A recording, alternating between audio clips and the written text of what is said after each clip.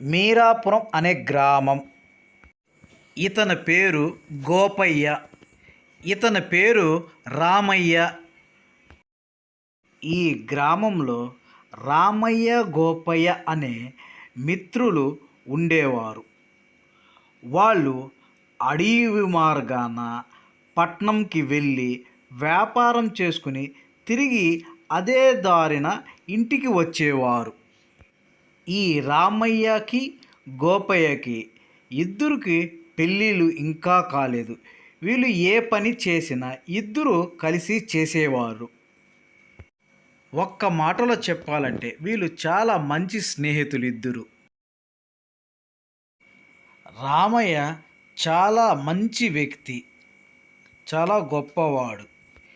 ఇక గోపయ్య జిత్తుల మారి ఎవరినైనా సరే మోసం చేసి ధనం సంపాదించాలనే నైజం కలవాడు.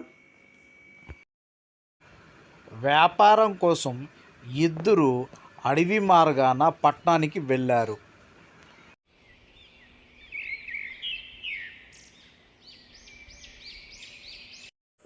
గోపయ్య ఇంటికి బంధువులు రావడం వల్ల రామయ్యతో పాటు వ్యాపారానికి పోలేకపోయాడు గోపయ్య. ఇక చేసేది ఏమీ లేక రామయ్య ఒక్కడే ఒంటరిగా అడవి మార్గాన పట్టణానికి బయలుదేరాడు. అయ్యో, ఈరోజు నేను ఒక్కడే ఒంటరిగా ఈ అడవి మార్గాన పట్టణానికి వెళ్తున్నాడు. గోపయ్య వచ్చింటే ఎంత బాగుంటుందో. అడవి మధ్యలోకి పోవంగానే పులి శబ్దం వినపడుతుంది. ఆ పులి శబ్దానికి రామయ్య భయపడి కింద పడిపోతాడు. రామయ్య అడవిలో దారి తెప్పాడు. అర్ధరాత్రి దాటిని అడవిలో ఒక రావి చెట్టు కింద కూర్చున్నాడు. ఆ చెట్టుపై నుంచి దయ్యం అతన్ని చూసింది. ఎవరు నువ్వు? ఎందుకొచ్చావు ఇక్కడికి? ఆ మాటలు విన్న రామయ్య భయం వేసింది. అప్పుడు రామయ్య అటు ఇటు చూశాడు, కానీ రామయ్యకు ఎవ్వరూ కనిపించలేదు. అంతలోనే మనుషులు ఆంజనేయ స్వామిని తలుచుకున్నాడు. మరలా నువ్వు ఎవ్వరు, ఎందుకు వచ్చావు అని శూన్యంలో నుంచి మాటలు వినిపించాయి రామయ్యకి.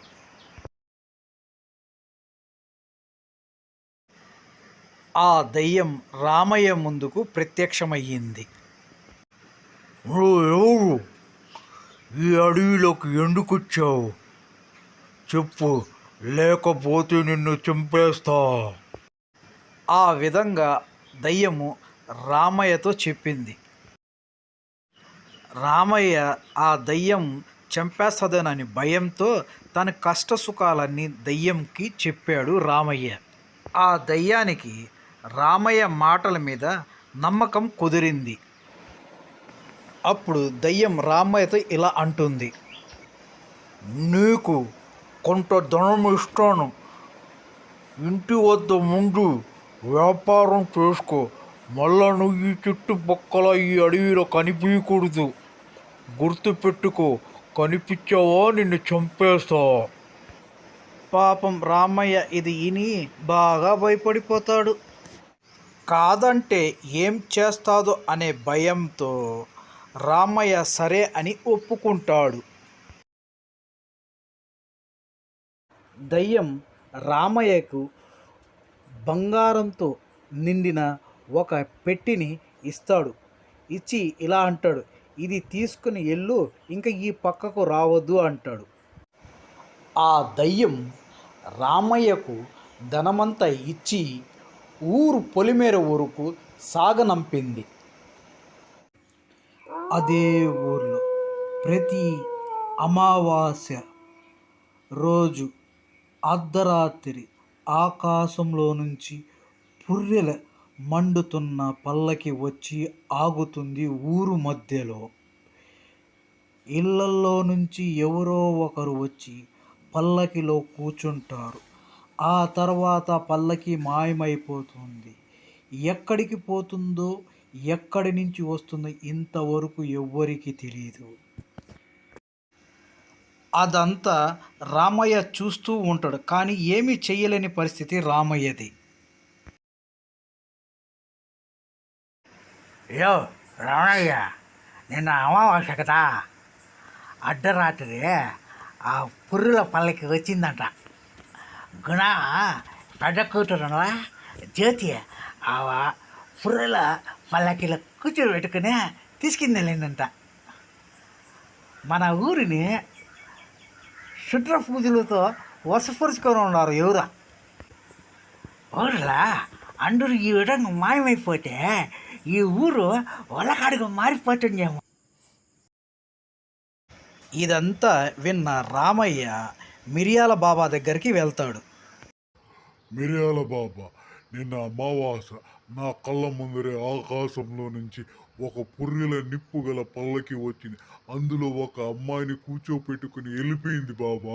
మీరే ఎలాగైనా వాళ్ళందరినీ రక్షించాలి, మా ఊరిని కాపాడాలి. ఆ విధంగా రామయ్య మిరియాల బాబాకు జరిగిందల్లా చెప్తాడు. రామయ్య, భయపడవద్దు. మీ ఊరికి బేతాళ శక్తి నుంచి, శుద్ధ శక్తుల నుంచి కాపాడే బాధ్యత నాది. ఆ పుర్రెల మంటల పళ్ళకు ఎక్కడి నుంచి వస్తుందో, ఎవరు పంపుతున్నారో ముందు అది తెలుసుకోవాలి. అందుకే నీతో పాటు మీ ఊరికి వస్తా, నా కళ్ళతో చూస్తా. ఆ విధంగా మిరియాల బాబా రామయ్యతో చెప్పి ఇద్దరు కలిసి వాళ్ళ ఊరికి వెళ్తారు. వాళ్ళు ఇద్దరు ఊరి మధ్యలో చాటుగా నిలబడి చూస్తూ ఉంటారు.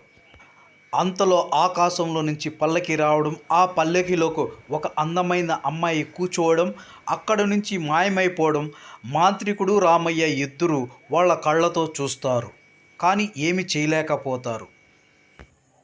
హోం కుర కుర గజ బిర కుర కుర పిల్ల దయ్యము రా రా.